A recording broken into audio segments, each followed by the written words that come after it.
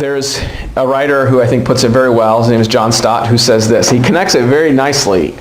Listen to this carefully, to the previous antithesis. He says, if divorce is due to human hard-heartedness, swearing is due to human untruthfulness. So the idea is that divorce is a concession. It was an Old Testament concession that was given by Moses for a period because it was understood that the Israelites at that time were hard of heart, and they couldn't handle the demands of fidelity. And so God concedes to them. He doesn't command it or want it on them, but he allows them for a season to have divorce. And in a very similar way here with swearing oaths, this seems like it was a concession made to humanity due to human untruthfulness. There's a very well-known philosopher, his name is Immanuel Kant, and I think he puts it very well when he says, the greater the importance laid on oaths, the more we sanction the common lie. Similar statement is made by another writer who says, oaths arise because men are so often liars. So in essence, this whole system of swearing oaths is basically a tacit statement. I don't trust what you're going to say. And so you have to take it up a couple of levels before I'm going to even take what you say at face value. It's basically saying, I am granting to you that you are an untruthful person at your baseline. So I'm going to come up with a mechanism to ratchet up your truthfulness for my purposes. Not a good system. One final quote I'll give you here from an author I think puts it really well. He says, his name is Vermes, he says, Jesus intends to discard all the paraphernalia connected with oaths as unnecessary. So basically Jesus is saying, like, there's all this stuff that's been accumulated around speech, and he says, you don't need any of this. Let your yes be yes and your no be no. Okay, so let's now look at this passage a little more carefully. Basically, what it seems like is going on is that the Israelites at the time, the Jews at the time, wanted to have these different levels of truthfulness, and so they would swear by either heaven or by earth or by Jerusalem, and they had these different levels because that wasn't swearing by God himself. Like, to swear by God, to swear by Yahweh was the highest level. But now they have this kind of tiered system here. And Jesus is saying, you know what? Don't kid yourself. This doesn't fix anything. He says, if you're going to swear by heaven, just so you know, that's connected to God because that is the throne of God. If you're going to swear by earth, don't think that you've somehow avoided God in this. That's his footstool.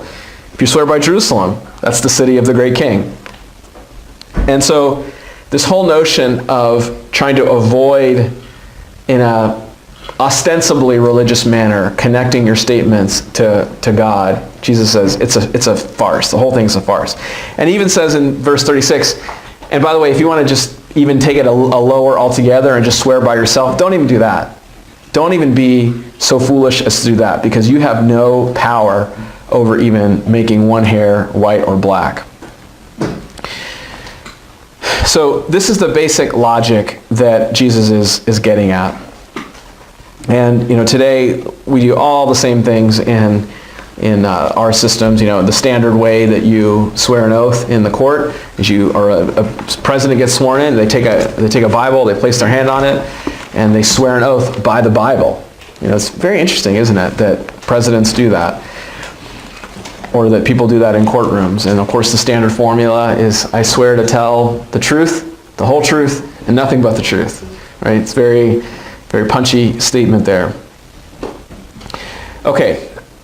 What I wanted to spend a few minutes on briefly is talking about the history of interpretation of this verse. Whenever you come to something controversial, all of you know that I think very strongly about this, you should know what is the history of how the church has read this. Because especially if we are going to take a strong stand on something that's different from the rest of what other people might think is normal, we got to be knowledgeable about where we're at. So I will just put it in a nutshell. You can look at the Dictionary of Early Christian Beliefs. I did that. There's a bunch of places. Elliot Nash has a nice summary on his document there. But it is the unanimous testimony for the first 300 years. This is how the church took it.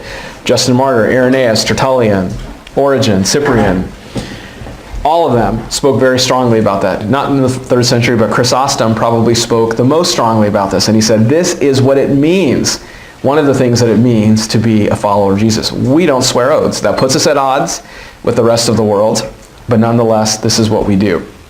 And just to prove to you that this is the case, I'm going to read to you from 2 Protestant authors, Brunner and Lutz, and this is what they say. One is Presbyterian, the other one I'm not sure is a denomination, but these are not Anabaptists, these are not Kingdom Christians. This is what they say. The complete collapse of the literal interpretation of oaths coincided with the Constantinian reversal in the early 4th century when oaths of officer or oaths to the flag under Christian emperors were introduced.